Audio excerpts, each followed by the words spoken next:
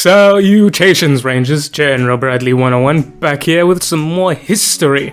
So, in today's episode, we'll be covering Eastern Rome, or known as the Byzantines by those Germans, because everyone wanted to be Rome, and no one wanted to admit that the other guy who was actually Rome, even though they were still Roman. But, hell, everyone wants to be Rome. Rome's great, why wouldn't you? Aside from the slavery and war and, yeah, not the best starter. Anywho, today we're going to be talking about the Eastern Roman Empire. So, the Eastern Roman Empire, also known as the Byzantine Empire, was established around the 5th century, or late 4th century, early 5th century, when the eastern and western halves of the Roman Empire were split for easy governmental managing. Now, for those of you who know, the Western Roman Empire fell in about 476 AD. It was invaded by barbarians and conquered, and, we all know the story. Well, if you're a history person, you should know the story.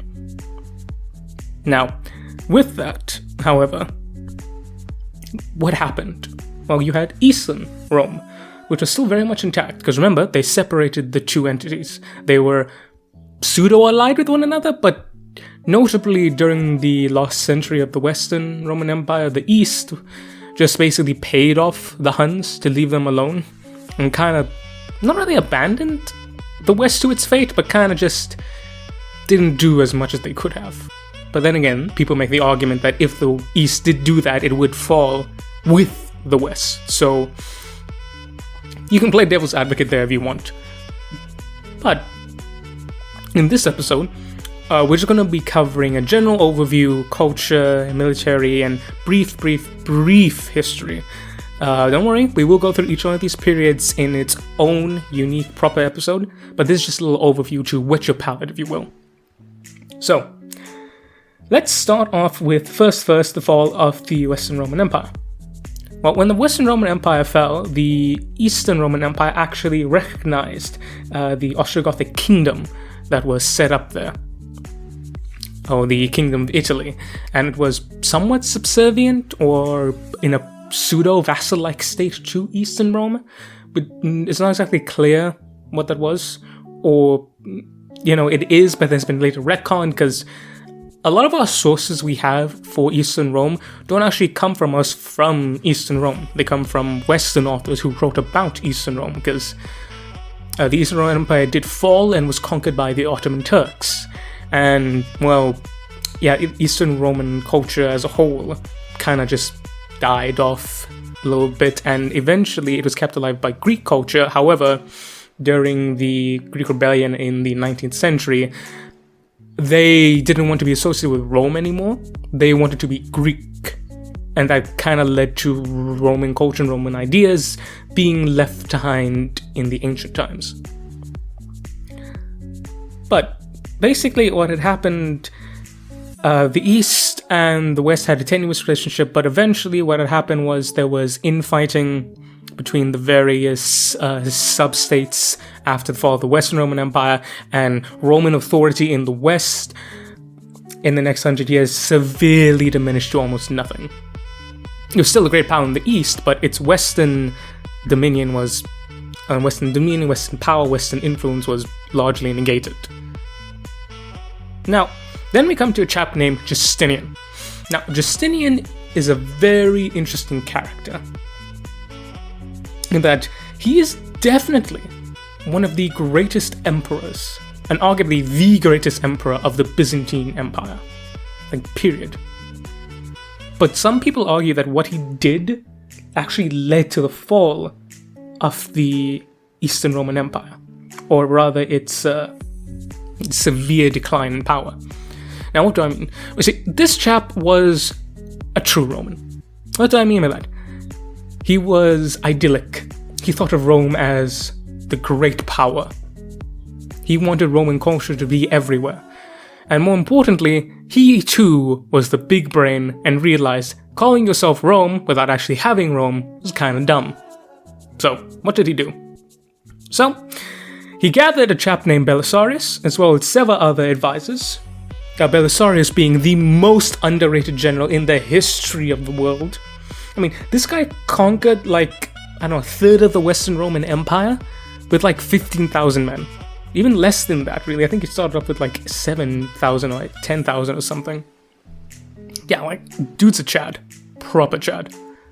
So, basically what happened was Justinian had settled with the Sassanid Persians in the east and was like, you know what? Here, have some money, just leave me alone. And the Persians were like, yeah, okay.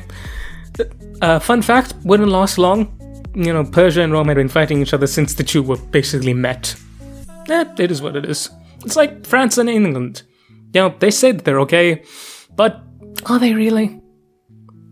I mean, look at the 100 Years' War, for example, which actually wasn't 100 years. Anyway, we're moving around back to the subject. Justinian managed to extend the Eastern Roman Empire's influence from Egypt and the Balkans all the way to Lombardy and kind of into France a little bit, and all the way into Spain, mind you. So the Eastern Roman Empire drastically expanded, and in a very short space of time. But the thing is, though, a lot of problems happened after that. You see, and the big thing was there was a plague. Now it's Justinian's plague. And it is theorized to be a subdivision of the bubonic plague that would hit mainland Europe in the 14th century? 13th century? In the 1200s. And this is a major impact for anyone who's played any strategy game ever. Knows that when you conquer new land, you have to settle it. And you have to stabilize it and make sure that everything is okay. Because everyone knows this. When you just conquer a territory, it's very susceptible to being plucked away from you. And that's basically what happened. During this time, there were several invasions, notably by the Lombards, and the Slavs as well, and then, Sassanid Persia decided to jump in because, why wouldn't they? However, Justinian, who had fallen into a coma, actually couldn't do anything. His wife, however, Empress Theodora, who is, in my opinion, greatest female ruler in history, for like 20-something or 30-odd years, so like a mad amount of time. She, mind you, ran the empire. She was the one doing the military. She basically did Justinian's job as well. And Justinian was also noted not only for his military campaigns and victories, but also his ratifying of the Roman law code as well. And he changed up the econic systems. I don't think the Romans were concerned too much about climate change back then. He changed the economy system. He revamped it. And he changed up the Roman military as well. He enacted so many reforms that genuinely did benefit the empire. Now, back when I started this, some of you may be asking, why'd you say he's considered the worst emperor? This guy sounds great. Well, yeah, he is, but the reason why some people consider him to be the reason why the Eastern Roman Empire declined, why it fell, and in some cases the worst emperor, that's because of what happened next. Remember that plague? Well, that plague killed about a third of everybody. Now, I want you to realize how severe it is. When I say a third of your workforce, gone. Third of your military force, gone. Third of your economy, gone. Third of your trade, gone. Third of your diplomatic corps, gone. Third of your administrators, gone. Third of your government, gone. A third of everything just flat out died. Because fun fact, diseases, much like bullets, don't really care who you are. Now, with that, we see basically everything falling apart. There were two major things that happened afterwards. Like I mentioned before, we had the Lombardi Invasion, and there was insurrections in Hispania, which is Roman Spain. And those two areas started falling off a little bit, but generally speaking, they were able to hold up some control. The two main big things that absolutely plunged the Roman Empire into its dark ages were, one, the Arab Incursions. So basically, in the 7th century, we have the rise of Islam and the great jihad against, well, everyone, really. And the Rashidun Caliphate conquered Byzantine Syria, conquered Byzantine Egypt, conquered Byzantine Africa, conquered all of Spain, and completely absorbed the Sassanid Persian Empire. So, yeah. And the reason why they were able to do that, like how they were able to fight two massive empires, was simple. During the reign of Emperor Heraclius, Rome and Persia decided to have a 30-year-long fight. 30 years. So, all you chaps who were 30 or close to 30, your entire life, the Romans and Persians were fighting. Let that sink in. Also, Heraclius, again, underrated emperor, but like I said, we'll get to his own personal video later. Now, do you understand how important this is? See, the East has always been a source of wealth and income. Well, why? The Silk Road. Byzantine Egypt, the breadbasket of the empire. And losing your money-making provinces and your food-making provinces are bad enough. But remember, there are two big issues. Second one being the Slavic migrations. Now, what are the Slavic migrations? Simple. Due to other people migrating into their area, lack of food, looking for better pasture lands, or simply they had nothing better to do and wanted a new place to squat, the Slavs decided to invade the western part of the Eastern Roman Empire, the Balkans. And we see this culminating in the Bulgarian Tsardom, which at one point stretched all the way from modern-day Romania, all the way down to, like, Athens and Sparta. Now, you can see right here, that is a massive gash in the Roman Empire. Not to mention that over here, this little place right there, modern-day Istanbul, is Constantinople. Yeah? Which is the capital. So when you have a massive, foreign, hostile empire right close to your capital, makes someone a little nervous, just a wee bit. But basically, that happens. Italy, like the northern part of Italy, basically completely falls out. You know, you have the Exarchy of Ravenna there, and then you have the Papal States.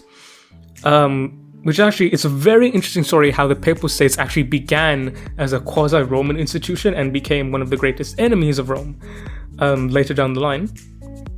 Again, that'll have its own episode. And then we get to this, which is circa 8th century. Byzantine Empire, not good. Not good at all. Very bad. Now, this is called the Dark Ages for a reason. Eventually, they would lose out Sicily, Sardinia, and Corsica. I mean, they were highly autonomous as is, but eventually they'd go away. Everything was looking really, really bad. Until we get towards the 10th century. Yeah, late 9th, early 10th century. We get to a line of emperors known as Chadicus Maximus, which is their modern interpretation of the Macedonian emperors. Now, the Macedonian emperors were a lineage and dynasty that caused the Byzantine Reformation, restitution, reform, whatever you want to call it. These guys, crazy. So we see that there is a major resurgence in not only the East and the West, but also what they do is they create a new system of coinage to fix the hyperinflation.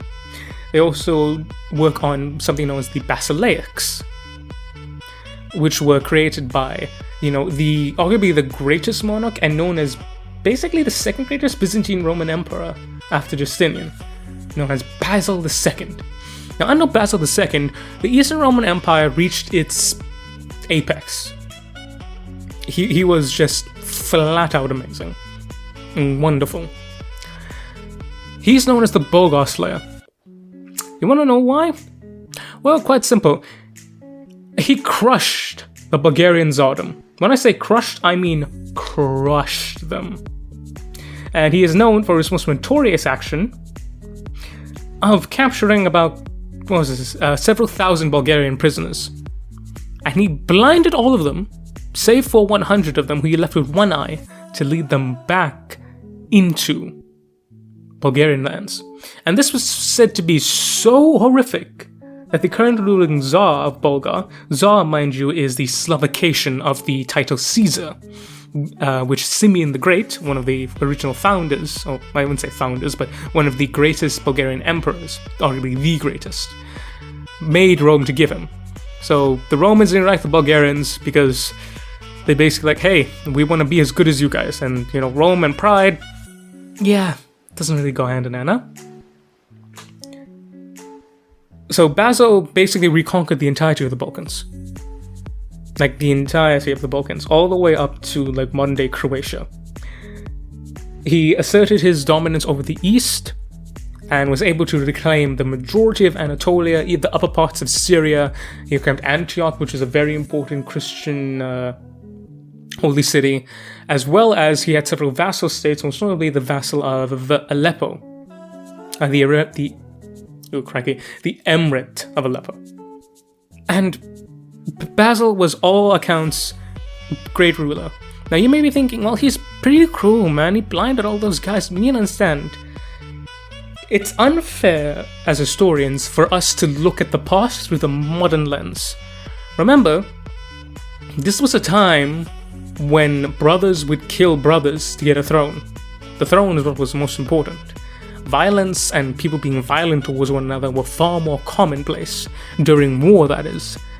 It was the idea that, during peace, there would be peace. It's good, it's happy. But during war, it was death or dishonor. It was all-out war. Total war. So keep that in mind. And it's not really dissimilar to what other monarchs did during the time. I mean, you look at, the Mongols a few centuries later and, well, I rate they did a lot worse. But as everything, this is a trend in Eastern Rome. It will rise and it will fall, it will rise and it will fall, it will rise and fall until it eventually fell. So, see, Basil didn't have any kids. He was relying on his brother to give him an heir, but his brother only had 3 women. 3 children, 3 female children. And the problem is back then is that women were not really seen to be as the same rulers as men, because it was assumed that women could not lead military campaigns as well as men because women were not better fighters than a man. Again, we now know that tactics and strategy are 2 different things. Back in the day, they were considered to go hand in hand. So that led to a pseudo-succession crisis, and it led to a line of emperors known as the Ducas. Remember this name, Ducas. Do you know what it means? Biggest dick. And I don't mean your long john downstairs. I mean, these guys are assholes. Why do I say that? Because I hate them. I despise them. You want to know why? Because of a little thing called mansakert. So basically, 1, they were inept rulers, which isn't really that big of a thing. Rome had plenty of inept rulers. And just look at the year of the 4 emperors, for an example. But Ducas is the worst of them all. So, basically, if you did history, you would know of the thing called mansakert. You would have heard of it. The reason being is because mansakert is seen by many as the beginning of the end of Eastern Rome, which isn't really true. We'll have a whole long episode on mansakert, but basically what happened was the current emperor of the time, who was named Romanus IV Diogenes, basically decided, hey, I know the Ducases are, they're salty, they're angry, so I'm going to take his son, I'm going to put him in charge of the cavalry so they feel included. He did a sign of goodwill, of good faith, which in hindsight would prove to be the worst mistake ever, because like I said, Ducas, massive dick.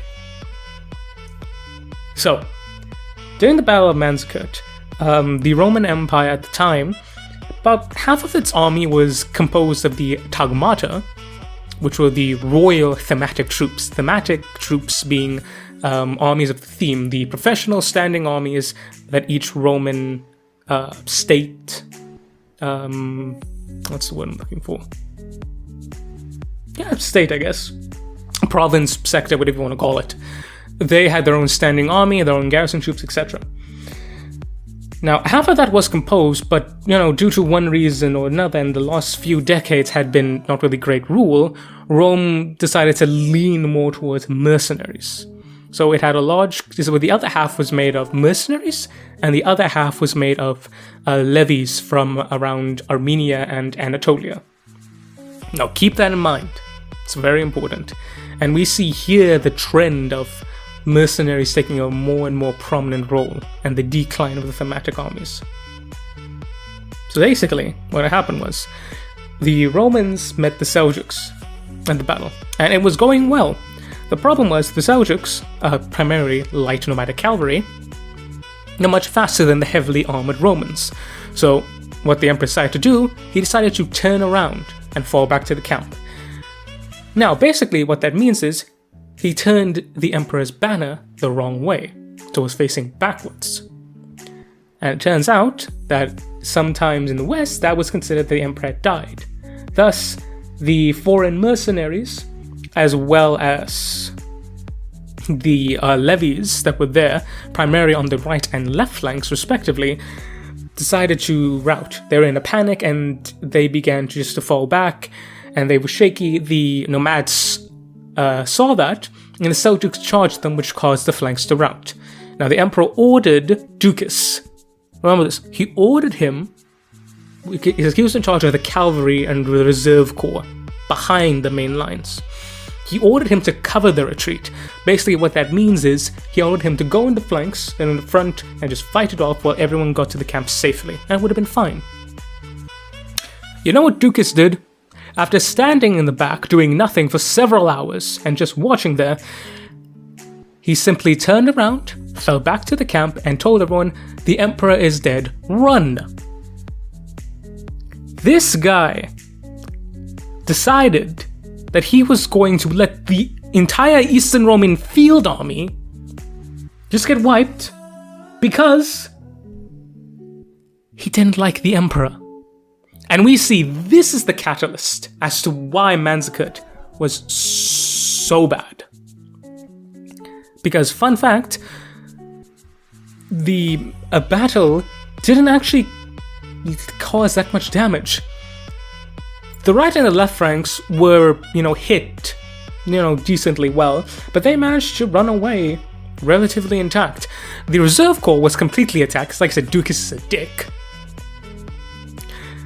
The main casualties were the main army, which consisted primarily of the elite Tagmata, the Phalangian Guard. For those who know what the Phalangian Guard is, imagine Vikings clad in Roman armor with giant axes. Yeah, they're sick as all hell. Some thematic troops, and it's not really noted.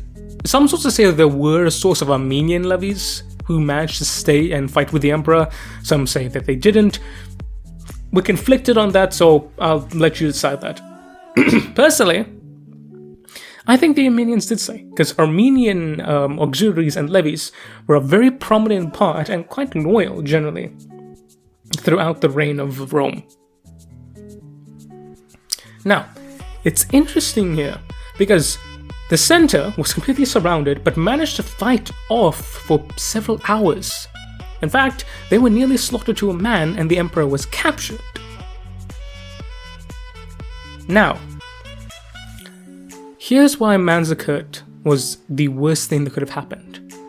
Not because of the defeat, it's like I said, a large majority of the army managed to escape, but the main casualties were the Tagmata and Thematic. These are the professional standing troops that were lost. But basically, what people don't cover was the emperor was soon released, and after that, he, rightfully pissed at Ducas, had a civil war, and two more other combatants, a rogue general and a rogue governor, decided to have a four-way civil war. So basically, the reason why it was so easy for the Turks to flood Anatolia was not because that the Romans couldn't fight them off, because in classic Roman fashion, they were too busy killing each other to kill the enemy. Fast forward to 1081, and we come to the rule of Alexios Comenos. And we see that the entirety of Anatolia just gone. Now, Alexios Comenos spoke to the Pope and was like, hey, you know what, I need help. He sold his pride and was like, look, the Orthodoxy will make some concessions to the Catholic Church. I need help. Please send me some knights, send me some professional armies, like, so we can do this. Yeah. And the Pope was like, sure, no problem. So he went into France and he decided to give a rousing speech about how we need to help the Romans. We need to help our Eastern brethren. And it turns out that everyone there really liked that idea. And the Pope sold it as, if you go on this, the church will forgive you, God will forgive you for, there's some wrong that you've done. This is a good way to atone, And everyone heard that and they were like, if I go and kill a random guy in, Jerusalem, God will forgive me of my sins. And basically it spiraled out of control into the marvelous mess known as the Crusades. Now, you need to understand, Alexios and the Pope had discussed on a certain set period of time, so he was getting ready resources, boats, food to accommodate a professional standing army. Instead, what he got was a giant mob known as the Peasants' Crusade, led by a guy named Peter the Hermit, who ransacked through Hungary, Eastern Germany, Byzantine Empire lands, and they just caused absolute havoc. And the Emperor Alexios was just like, okay, go, shoot, and dropped them into Anatolia. These were the Peasants' Crusade, because like I said, it wasn't just the nobles who came, it was peasants, random people off the streets, full of religious fervor. And they were promptly slaughtered. Seriously, women and children all. Not a good look. So basically, we come to the Crusades. Now, the Crusades started off were a giant mess, and they would actually be one of the many reasons why Rome ended up falling. So, Alexios of Comenos started the Comenoi dynasty and the Comenian Restoration. With him, they managed to capture about half of Anatolia, the western half, as well as the coasts of Anatolia, and then an establishment was the Crusader states, Princedom of Antioch, Kingdom of Jerusalem, County of Tripoli, and the County of Edessa. And during the rule of the Comenoi, Antioch especially, and kind of Edessa, became pseudo-vassals of the Byzantine Empire. And basically they had three solid emperors. We had Alexios, then we had Manuel, and then John, who were all very good emperors, did well, strengthened the empire. And basically two main things happened here. One was the theme system was no longer plausible, because when you lose a giant amount of land, you have to restructure your themes. And considering the themes were based off the Anatolian provinces, it kind of makes it up. So we have something called Prenoia, which was introduced. Now, what is Prenoia? Prenoia is land grants handed out to private owners by the emperor, and the emperor controls the land. But the fiscal rights are given to the private owners. And with those fiscal rights, they have to arm a certain amount of men. So for example, it could be just a small little farmstead for like one or two guys, like, hey, you guys need to be heavy infantry and bring along some skirmishers with you, or whatever. Or it could be up to a whole village and be like, you guys need to supply us with 100 foot soldiers, 50 units of cavalry, and about 30 archers. And basically the ruler of that village or town or province would be like, okay, cool, right, grand. And this could be as small as one person or as many as, like I said, a whole province. Independent. And then we come to the infamous Fourth Crusade. Now, the Fourth Crusade was the biggest fuck up in the history of anything. So, I don't really like, blaming people for certain things.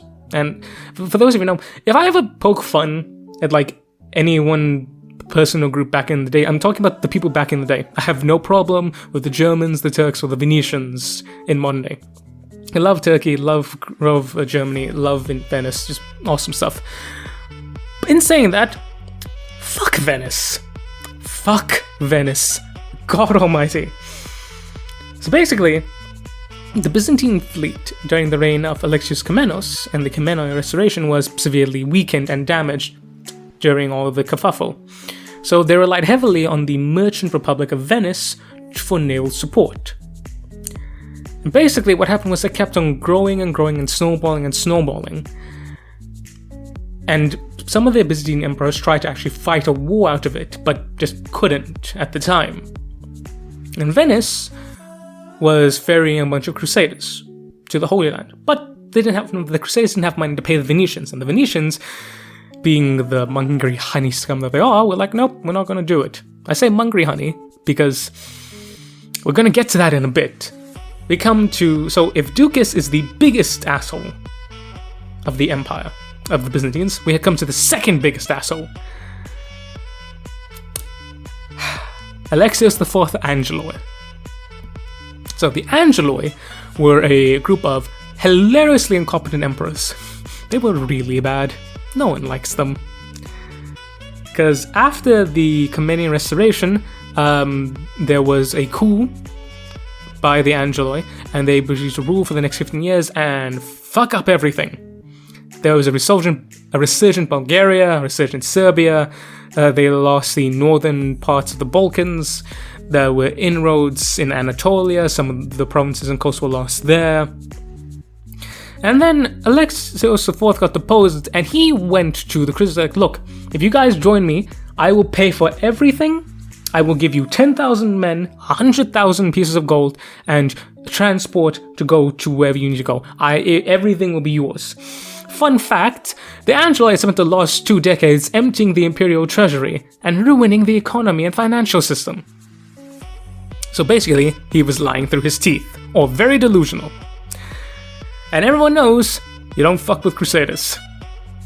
So in the past 2 crusades, the second and third, the relationship between the Byzantines and the West deteriorated heavily. So much so that when the Crusaders came with the Venetians to, Byzantium, and, deposed the wannabe would-be emperor, the Romans basically decided, you know what, no, we're not going to pay you, and they just walled up and everything was grand. Then the Siege of Constantinople happened. And basically, the emperor during this time, another Angeloi, was just like, you know what, I'm just going to leave by, and left the city defenseless. Now, the Varangian god were sick and tired of that. Normally, the Varangians would take over the emperor. They were great, and they were very loyal. They really were. If they were paid. Now, that's the thing. If you had been an emperor, and you had shown the Varangians that one, you were able to, you had a good word. Your word was good. When they were paid. You treated them right. You were a good person in general. You weren't a major monster. They were very loyal. The problem is, the Angeloi were useless as all hell and broke as all hell. So the Varangians are just like, you know what? Whoever's willing to pay now, literally, we're done. These guys suck. I don't want to do anything. Like, what do we do? What? And they just didn't do anything. And because of that, the Eastern Roman Empire fell. And the Venetians and the Crusaders proceeded to sack Constantinople. when I say sack Constantinople, they sacked it so bad that it never recovered, even after 300 years. I mean, some argue that even under the rule of the Ottomans, it still never recovered. That's how badly these buggers sacked it. And the Byzantine Empire was basically carved up. You had 3 main Byzantine successor states, as well as the quote-unquote Latin Empire. Several duchies, counties, principalities, and kingdoms ruled by the various Latin noble lords. And Venice was there too, because like I said, Venice... This is the first reason why Venice is a dick to Rome. There's a second reason we'll touch on a little later. And then, basically, there's a 60-year Game of Thrones style thing, which is actually a really cool time period if it wasn't so sad. But basically, the 3 main things were the Despot of Epirus, the Empire of Trebizond, and the Empire of Nicaea. So, basically, what had happened was there was a guy named Michael VIII Palaiologos, and he basically launched a coup against the current ruling empire of the current ruler of the Empire of Nicaea. And he basically, killed the guy, took his heir, and was like, you know what, I'm gonna make you heir, until he became Byzantine Emperor, because he managed to fight several wars against the Latin lords and managed to conquer.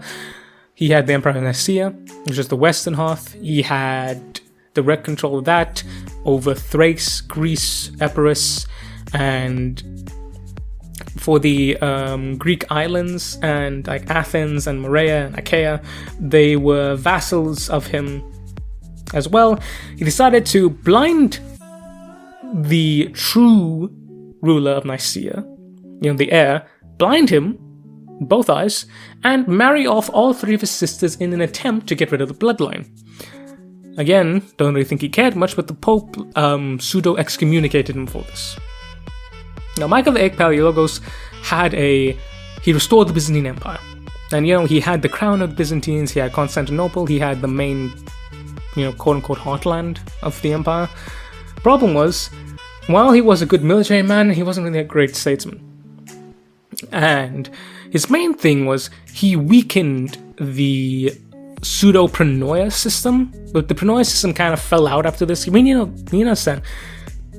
After the restoration of Constantinople and the Byzantine Empire in 1261 under the Palaiologan dynasty, everything just declines. What made Eastern Rome was no longer a thing, because it's had 60 years of Latin influence, and the pronoia was no longer a thing, the themata wasn't a thing, and we see the West basically, the Eastern Roman Empire devolve into another kingdom of the West. The institutions and the things that made Rome, the fiscal, financial systems, administration systems, and military systems, most importantly, just fell apart. So basically, after this, it's just a straight decline. They lose land after land after land after territory, and mainly they lose their entire eastern settings. Because during this time, Michael VIII Palaiologos severely weakened the eastern defenses by pulling the troops and settler soldiers from that area into the Balkans to go and fight a war. The Byzantines then had another civil war, because why couldn't you? And they began relying heavily on the Ottoman Turks. A small Turkic beylik. Small beylik, wasn't nothing. Named after the ruler Osman and his dynasty. And they're like, hey, you know what, come here and do this, come here and help us. And they kept on relying on them, but eventually it became to a point where like, oh yes, you're a servant. And the Ottoman's like, yeah, sure, cool, okay. More money, please. And I'm like, okay, sure, here you go. Then, during about 1386, I think, I'm not too sure, something around there was a massive earthquake in the fortress known as, fortress city of Kallipolis, known as Gelibolu, or Gallipoli in modern day, was basically, ruined. Fortresses were down, people evacuated and ran away, and the Turks were like, hey, we want to go there, but we don't have any ships. But do you know who was willing to ferry them into Byzantine land? The Venetians. Venice, big dicks. So, modern day Gallipoli was basically occupied by the Ottomans, and Byzantine was like, hey, give this back, and the Ottomans were like, make me, and the Byzantines were like, no, okay, fine. Byzantine Empire had lost all its teeth. It was a straight decline. And this is actually how the Ottomans got their foothold in Europe. And we all know how that turned out. And if you don't, the Ottomans basically conquered the entirety of the Balkans and much of Hungary. So, yeah. Good job, Venice. In like the last 100 years of, Byzantine existence, it was just, they were reduced to basically a city-state and a few cities in, the southern part of Greece. It's sad, it's depressing. And then we come to the great thing, which is a great siege of Constantinople. And fun fact, the Ottomans actually tried to siege Constantinople 3 separate times before that, but they failed due to not being able to penetrate the walls, Timurids invasion, etc., so on and so forth. But one thing changed here. The Ottoman Empire, otherwise known as the Gunpowder Empire because of its immense wealth and, well, they love gunpowder. There was something called the Guns of Urban, which were giant fuck-off cannons that were able to break the Theodosian walls. Fun fact, Urban had actually offered his services to the Byzantine Empire to help them bolster their defenses against the Ottomans, but they couldn't pay him, so he went to the Ottomans and were like, hey, you want guns to breach the wall? And they were like, fuck yeah. Yeah, Byzantine Empire, as much as it did stab itself in the back, it wasn't really the luckiest thing ever. And in 1453, the Byzantine Empire is set to fall, with Constantinople being claimed by the Turks and being made the new capital of the Ottoman Empire. The despot of Morea and Achaia would fall about 6 years later, and then Trebizond, which was the final... Trebizond never reunited with the empire, it remained its own separate entity, by the way. It too would eventually fall to the Ottoman Turks. And like that, Rome was officially dead. There was no state that could truly claim to be a successor. Which is a fun fact because, as I said, Russia would claim to be Third Rome. The HRE, the Holy Roman Empire, which was neither holy, neither an empire, and was sure as shit not Roman, continued to lay claim to that mantle. Even the Ottomans tried to. Now we see, people always stopped trying to be Rome around the end of World War I, really, which is when, the imperialistic age truly ended. So, this has been a very short overview over the financial, cultural, and just broad general timeline overview. This is very, very, very, very basic. And I did that on purpose because each time period will have its own unique episode. They won't be chronological, but if you guys want something else, let me know. We have other videos coming out in similar topics. So please let me know if you guys want to see more, but I just want to leave you guys with this. Eastern Rome, as much as it is Rome, is very much separate from them. And during a time where feudalism was ripe, especially under the rule of Emperor Basil II, we see standing massive professional armies of like 100,000 plus, which was crazy, but back in the day at the same time, England, which was one of a great power, would only amass a couple thousand. The financial and administrative systems of the empire, when they worked well, ran smoothly. And we see the idea of private landowners being tied to the government. So, it's especially under Basil, he made great efforts to move land control away from the major houses to smaller, independent, localized landowners, who in return was serving to the government. We see in the Prenoia system as well. While people call it feudalism, it wasn't feudalism in that, one, it was not hereditary, and the emperor controlled all of it and could dole it out as necessary. And it's in state, it had to serve it. If you didn't meet your quota, the land was taken away and given to someone else. The Eastern Roman Empire was just a beautiful thing. Its art, its culture, its wealth and its welfare. That's why you have so many people saying, you know, what if Eastern Rome survived? The Roman Empire as a whole couldn't. It was too massive, it's too bloated, but Eastern Rome could have survived. It could have thrived into the modern day. And there will be a video about that too. But I urge you guys to look into these obscure corners of the internet to find out, you know, Eastern Rome, other unique kingdoms, not just the big main ones, you know, the Ottomans, Italy, France, not the big boys.